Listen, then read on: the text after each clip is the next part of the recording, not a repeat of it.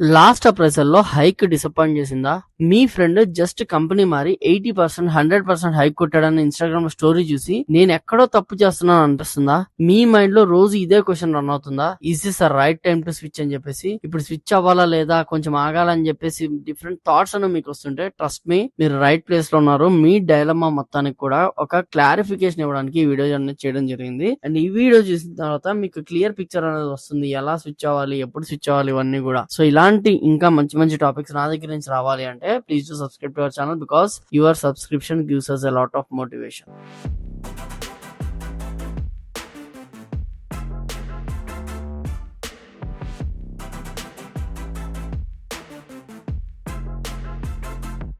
First thing, let's be practical. మన అందరం first చూసేది మనీ. అన్నా నాకు మార్కెట్ లో వాల్యూ ఎంత అని అడుగుతుంటారు చాలా మంది. And this is the first and foremost important signal. Simple గా చెప్పాలంటే ఇది మార్కెట్ కరెక్షన్. మీ కరెంట్ కంపెనీలో మీరు లాయల్ గా వర్క్ చేస్తున్నారు, కానీ మీ కంపెనీ మీకు ఇయర్లీ 10 to 15% హైక్ ఇస్తుంది. బట్ బయట మార్కెట్ లో ఆ రోల్ కి, ఆ స్కిల్ కి 30 to 40% ఎక్కువ ఉండొచ్చు. ఫర్ ఎగ్జాంపుల్, మీరు 3 years ఎక్స్పీరియన్స్ ఉన్న జావా డెవలపర్, మీ శాలరీ 10 LP అనుకుందాం. కానీ బయట ఇప్పుడు అదే స్కిల్ సెట్ కి కంపెనీస్ 15 to 18 LP ఆఫర్ చేస్తున్నాయి. అంటే you are being underpaid అని చెప్పేసి క్లియర్ గా మీరు మార్కెట్ స్టాండర్డ్స్ కన్నా 20 to 30% కింద ఉన్నారు అంటే అది డెఫినెట్ గా ఫస్ట్ అండ్ స్ట్రాంగ్ సిగ్నల్. ఇది మీ కరెంట్ కంపెనీ తప్పు అని కాదు, it's just how the market works. So first linked in, glass door, ambition box లాంటి ప్లాట్ఫామ్స్ లో మీ రోల్ కి మార్కెట్ వాల్యూ ఎంతో రీసెర్చ్ చేసుకోండి. ఆ నెంబర్ కి మీ కరెంట్ సాలరీకి పెద్ద గ్యాప్ ఉంటే that's your signal. First thing, money చాలా ఇంపార్టెంట్. అది మీ signal number 1. Signal number 2, the learning curve. ఎప్పుడైనా అనిపించిందా, అబ్బా రోజు ఆఫీస్ కి వెళ్తున్నాం, సేమ్ పని చేస్తున్నాం, కొత్తగా ఏం నేర్చుకోవట్లేదని? మీకు మార్నింగ్ లాగిన్ అవగానే ఎగ్జైట్మెంట్ బదులు మళ్ళీ ఇదేనా అనే ఫీలింగ్ వస్తుంటే అది స్టాగ్నేషన్ అలర్ట్ అనమాట. కెరీర్ అనేది ఒక ఫ్లోయింగ్ రివర్ లా ఉండాలి, స్టాగ్నెంట్ పాండ్ లా కాదు. మీ రెజ్యూమేలో లాస్ట్ 1 year లో మీరు చేసే ప్రాజెక్ట్స్ వల్ల ఒక కొత్త టెక్నాలజీ, ఒక కొత్త స్కిల్ యాడ్ చేయలేకపోయారు అంటే that's a massive red flag అని అనుకోవచ్చు. Remember, technology is changing very fast. ఇప్పుడున్న స్కిల్స్ 2 years తర్వాత అవుట్డేటెడ్ అయిపోవచ్చు. మీ కరెంట్ కంపెనీలో మీ గ్రోత్ కి, మీ లెర్నింగ్ కి స్కోప్ లేదు, మీ వర్క్ మొనాటస్ అయిపోతుంది అనిపిస్తే it's time to learn new skills. Next thing, vibe signal. ఇది చాలా మంది ఇగ్నోర్ చేసే క్రిటికల్ సిగ్నల్ అనమాట. The vibe or more importantly mental peace. Sunday evening వస్తే చాలు మీ గుండెలో ఒక రకమైన భయం స్టార్ట్ అవుతుందా? అబ్బా రేపటి నుంచి మళ్ళీ ఆఫీస్ కి వెళ్ళాలని చెప్పేసి వర్క్ లైఫ్ బ్యాలెన్స్ కంప్లీట్ గా డిస్ట్రాయ్ అయిపోతుందా? మీ మేనేజర్ మైక్రో మేనేజ్ చేస్తున్నారా? టీమ్స్ లో పాలిటిక్స్ ఎక్కువ అవుతున్నాయా? గుర్తుపెట్టుకోండి, no salary is worth your mental peace. మీ హెల్త్ పాడు చేసుకుని, మీ పర్సనల్ లైఫ్ ని సాక్రిఫైస్ చేసి ఆ జాబ్ చేయడంలో అర్థం అయితే లేదు. మీ కరెంట్ వర్క్ ఎన్విరాన్మెంట్ టాక్సిక్ గా ఉంటే అది మీ కాన్ఫిడెన్స్ ని, మీ క్రియేటివిటీని చంపేస్తుంది. So if your workplace is draining your energy instead of building it, అది the clearest signal of all. Just మీ వర్క్ నే కాదు, మిమ్మల్ని యాజ్ ఎ పర్సన్ గా కూడా రెస్పెక్ట్ చేసే ప్లేస్ కి షిఫ్ట్ అవడానికి ఇది రైట్ టైం అని చెప్పేసి మీరు అనుకోండి. అండ్ తర్వాత వచ్చేసి ట్రాప్ సిగ్నల్. వీటి వల్ల మీరు కంపెనీ మారితే you might regret it later. Project లో ఏదో ఇష్యూ వచ్చింది, మేనేజర్ ఏదో అన్నారు, ఆ ఒక్క రోజు బాధతో ఈ కంపెనీలో ఇంకా ఉండలేను అని డిసైడ్ అవడం, అది ఒక ట్రాప్ అన్నమాట.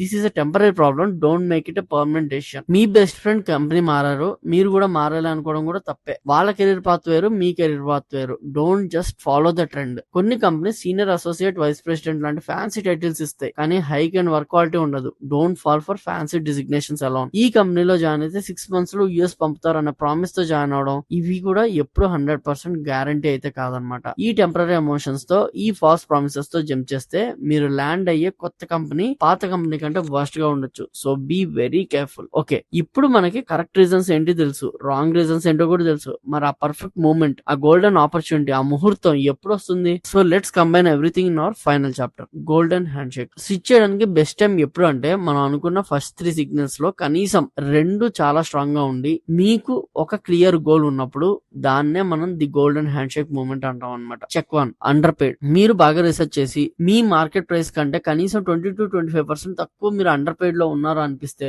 That's the time to switch అని చెప్పేసి అనుకోండి. This is checklist number 1. Checklist number 2, learning flat అయిపోయింది. మీ కరెంట్ రోల్ లో నేర్చుకోవడానికి ఇంకా ఏమీ లేదు, అండ్ మీరు కనీసం 1.5 నుంచి 2 years స్పెండ్ చేసి ఆ పనిలో మంచి ఎక్స్పర్టైజ్ గెయిన్ చేశారంటే ఆ లెర్నింగ్ సిగ్నల్ స్టాగ్నెంట్ అయిపోయింది చెప్పేసి this is check number 2. And check number 3, మీకు ఒక గోల్ ఉంది, మీరు నెక్స్ట్ ఏం చేయాలి అనేది ఒక క్లారిటీ ఉంది. జస్ట్ ఈ కంపెనీ నుంచి వెళ్ళిపోవాలి అని కాకుండా నేను ఈ టెక్నాలజీ మీద వర్క్ చేయాలి, ఇలాంటి రోల్స్ చేయాలి, ఇలాంటి ప్యాకేజ్ తెచ్చుకోవాలన్న థాట్స్ మీలో ఉంటే that is checklist number 3. And bonus check, మీరు మీ రెజ్యూమ్ అప్డేట్ చేసి మీ స్కిల్స్ మీద మీకు ఫుల్ కాన్ఫిడెన్స్ ఉండి అండ్ మార్కెట్ ని టెస్ట్ చేయడానికి ఆల్రెడీ కొన్ని ఇంటర్వ్యూస్ ఇవ్వడం స్టార్ట్ చేసినప్పుడు that is your bonus check అన్నమాట. మనీ, లెర్నింగ్ లేదా మెంటల్ పీస్, వీటిలో ఏవైనా 2 చెక్స్ కనుక మీకు పడితే ఓకే ఈ 2 నాకు సరిగ్గా లేవు, ఈ 2 నాకు చేంజ్ చేసుకోవాలనుకుంటున్నాను అనుకుంటే that is the right time to shift అని చెప్పేసి మీరు అనుకోండి. అంతేకాని సేమ్ పొజిషన్ లో ఉండిపోయి ఏం చేస్తున్నారో తెలియకుండా ఉండకండి. అట్లీస్ట్ షిఫ్ట్ అవ్వాలని లేదు, కంపెనీ కల్చర్ బాగుంది అనుకుంటే కూడా then you can negotiate with the